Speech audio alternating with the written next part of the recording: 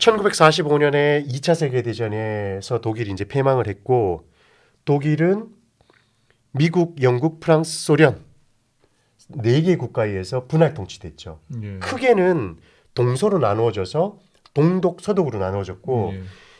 독일이 동서로 나누어졌을 뿐만 아니라 베를린도 동서로 나누어졌어요. 예. 왜 베를린이 동서로 나누어졌을까요? 글쎄요. 잘 모르. 근데 독일이 왜 저 베를린이 이렇게 뚝 떨어져 있잖아요. 맞아요. 그래서 그것도 참 신기한 일이다. 맞습니다. 근데 그 이유는 잘 모르겠더라고요. 예. 정확하게 말씀하셨는데요. 서독의 수도는 본? 본이었습니다. 예. 그런데 베를린이라고 하는 도시는 동독에 들어가 있어요. 그러니까요.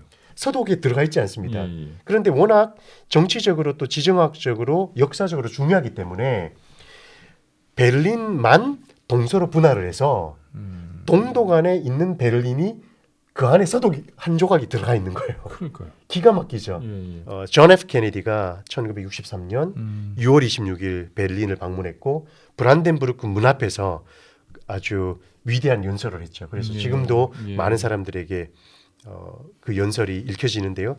마지막에 한마디를 했습니다. Ich bin ein Berliner. 나도 베를린 사람이다. 베를린 시민이다. 시민이다.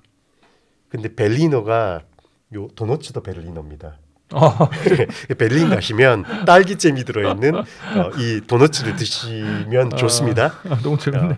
요것도 베를리너입니다. 그래서 베를리너 선전할 때 존 F 케네디의 그 Ich bin ein Berliner, I'm also a Berliner. 저 딸기잼 부분이 그럼 베를린이고 그게 어때가 그 싸고 있는 게 동독 뭐 그런 의미인지 잘 모르겠습니다만은 어쨌든 이 도너츠도 베를리너라고 불립니다. 예. 브란덴부르크 문 근처에 가시면 이렇게 콘크리트로 만들어져 있는 숲이 있습니다. 예.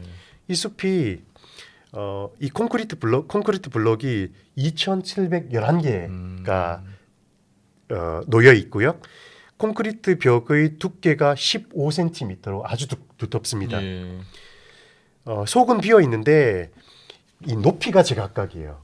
높이가. 그래서 위에서 이렇게 촬영을 하면 마치 레고 블럭이 이렇게 그러네요. 파도치는 것처럼 예. 아주 아름답게 보이지만 이 기념 조형물은 나치의 역사에 희생당한 나치의 그 폭력에 희생당한 유대인들을 추모하기 위한 기념 공원입니다. 블록의 길이가 3.38m, 폭이 95cm 정도 되고요. 낮은 것은 20cm 정도 밖에 되지 않으니까 우리가 걸어가면 뭐 이렇게 발에도 오지 않죠. 그 발 정도 되는 되고요. 큰 거는 4m가 넘습니다. 5m 가까이 되는데 사람 키를 훌쩍 넘죠. 그래서 이 사이를 사람들이 걸어 다닐 수가 있어요. 가장 무거운 블록의 무게는 11톤 되고요. 블록과 블록의 사이의 간격은 95cm 정도 되니까 사람 한 명이 그냥 지나가면 그러네요. 될 정도입니다. 혹시 마주치면 이렇게 돌아서 그렇죠. 해야 되는 정도예요. 그런데 그런 일은 거의 없고요. 그래서 제가 이제 이 안에 들어가서 이렇게 걷다 보면 어떤 일이 일어나냐면 길이 좁으니까 앞밖에 보이지 않죠. 예. 옆에는 블록이에요. 그냥 검은 블록이에요. 그리고 하늘은 열려 있어요. 근데 그 하늘로 올라갈 수가 없습니다. 그냥 장벽이 막혀 있어요. 사람이 보이지 않더라도 누군가가 지나가면 인기척이 느껴지죠.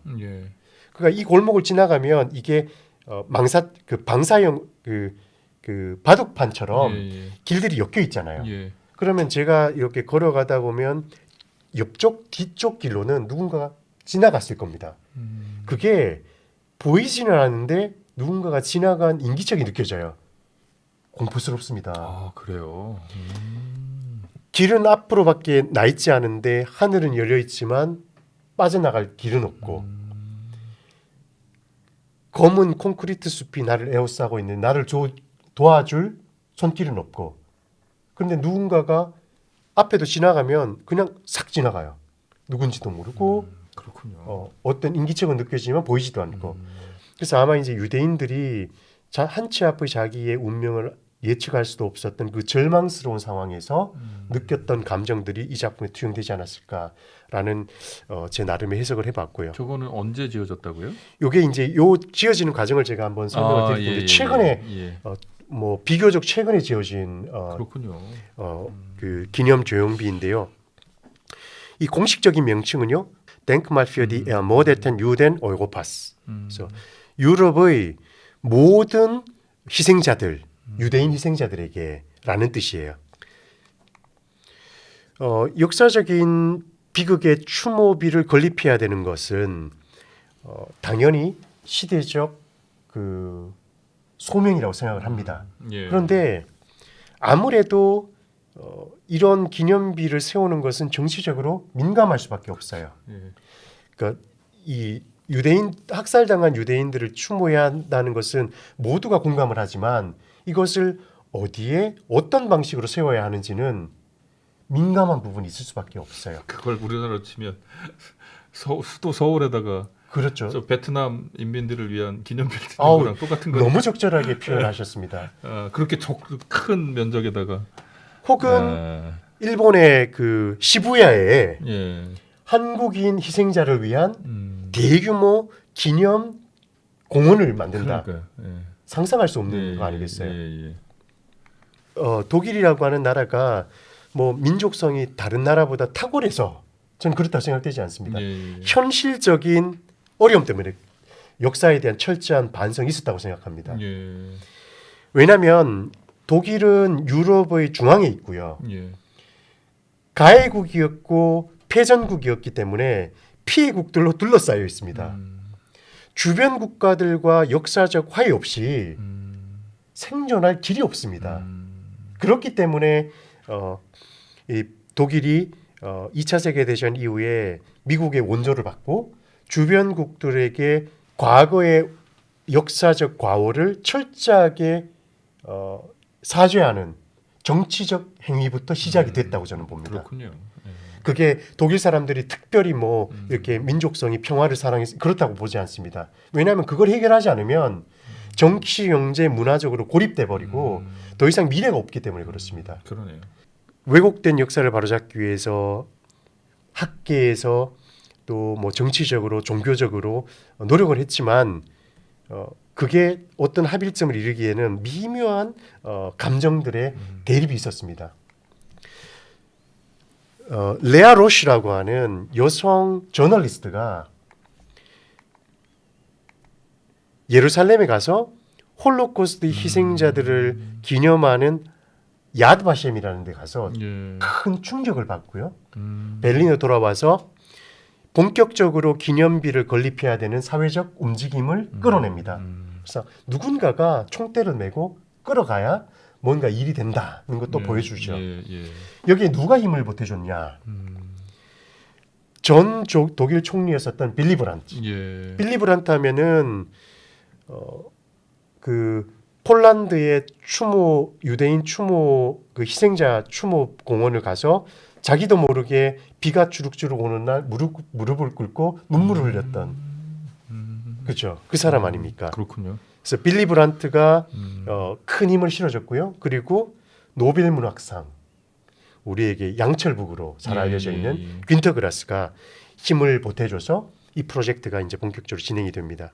그래서 1995년에 베를린 주정부가 추모 공원을 조성하기 위한 공식적인 공고를 냈습니다. 아니 그러니까 45년으로부터 50년이 지났는데 그때도 또 새로운 그런 기념 조형물을 만들었다라는 그렇죠. 얘기잖아요. 그렇죠. 그걸 잊지 않고 그렇습니다. 우리가 여전히 잘못하고 있어. 그렇습니다.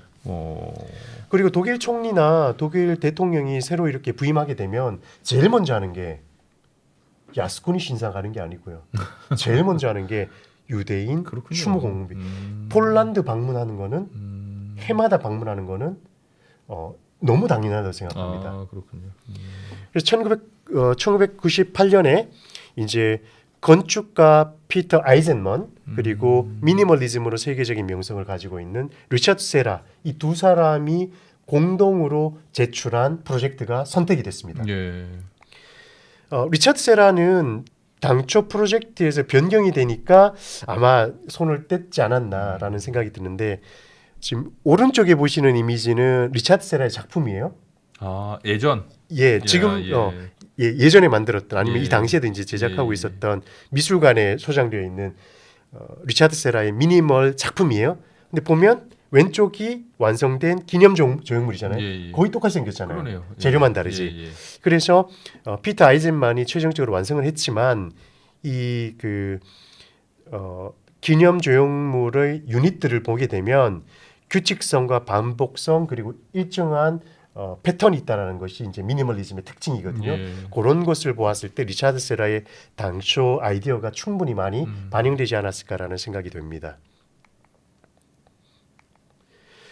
2003년 4월 1일에 공사가 시작이 됐고요. 1년 그로부터 남짓 8년이나 지나서 또 맞습니다. 공모하고 나서 지금 보시게 되면 이 지역이 베를린의 거의 심장부예요.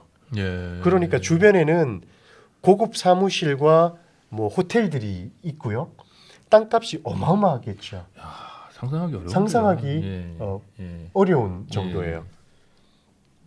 베를린 사람들은 이것을 관철시켰고 실현을 했다라는 것은 우리가 눈여겨 보아야 할 시사점이 있지 않을까라는 생각이 들고요. 그래서 1년 남짓 공사가 진행돼서 2004년 12월 15일 아마 제 기억으로는 이때가 그 2차 세계 대전이 공식적으로 종식된 50년, 60년 되던 해 이제 5월 10일에 이 행사가 개막 행사가 이제 진행이 됐습니다. 지금 가시면 저런 이제 형태의 작품들을 보실 수가 있고 베를린에 가면 꼭 한번 가보고 싶네요. 좁은 통로를 우리가 직접 들어갈 수가 있는데 눈앞에 누가 나타날지 누가 지나갈지 기억할 수 없습니다. 예상할 수 없습니다. 그냥 0.1초 쑥 지나갑니다. 순간적으로 나타났다 사라지죠. 하늘은 열려 있지만 이 담을 넘어갈 수가 없습니다. 누구도 도움의 손길이 없어요. 보이는 것은 끝없이 뻗어 있는 좁은 길. 하지만 끝이 없습니다. 회색빛 콘크리트 벽이 막고 있어서 탈출할 수도 없고요. 언제가 끝인지도 모르고 누가 나를 어떻게 할지 나의 운명이 내 손에 달려있지 않은 이런 상태가 바로 전쟁의 상태이고 탄압의 상태이고 독재 상태이고 끔찍한 상태이죠. 지금 우크라이나의 시민들이 그 상태에 있지 않습니까? 그러네요. 한 치의 앞도 예측할 수 없는 유대인들 이 무거운 역사를 기념하고 반성하고 추모하고 침묵하기 위해서 이 공원이 만들어진 것이죠. 장소적 의미에 따라서 엄숙함이 있을 수도 있고 또 희생자들에 대한 존중과 배려 있어야 한다고 생각이 듭니다. 네, 그러겠네요. 네. 근데 뭐 독일이나 유럽이 좀 한국과는 달라서요. 우리는 잔디밭에 들어가면 안 되잖아요. 근데 요즘엔 좀 달라진 것 같던데. 조금 달라졌습니까? 예. 사실 잔디에 들어가서 놀면 정말 좋거든요. 예. 유럽은 한국과 잔디 품종이 좀 다른 것 같아요. 예. 겨울에도 팔았습니다. 그래요. 그래서 거기는 뭐 봄 여름쯤에 무성할 때 이제 깎아주기만 하고 누구나 자유롭게 들어갈 수 있고 또 이런 기념비 같은 경우에도 좀 편하게 열어뒀습니다. 그래서 감시나 통제보다는 사람들이 자연스럽게 와서 거닐 수 있고 또 심지어 우리가 이미지에서 보시는 것처럼 누워 있네요. 네, 누워 있기도 하고 거기서 뭐 음식을 먹기도 하고요. 그런 공간, 생활 속의 공간으로 이렇게 엄숙한 공간이긴 하나 굳이 엄숙할 그렇습니다. 필요는 없는. 그렇죠. 그게 막 엄숙을 강제해서 하는 게 아니라 와서 자연스럽게 그 역사를 기억하고 또 편하게 여기서 침묵 속에서 좀 기억하고 가는 그런 공간. 물론 이제 이런 좀 좋지 못한 모습도 있습니다. 셀카 찍고 요즘 괜찮은데요, 전. 네 이렇게 여름에 좀 열려 있는 공간이기 때문에 뭐 괜찮습니다. 갑자기 우리나라 현충원에서 저렇게 하고 있으면은 큰일 나죠. 쫓겨나죠. 예, 그럴 것 같아서 네. 약간 뭐가 다른 거지? 이런 생각이 들었습니다.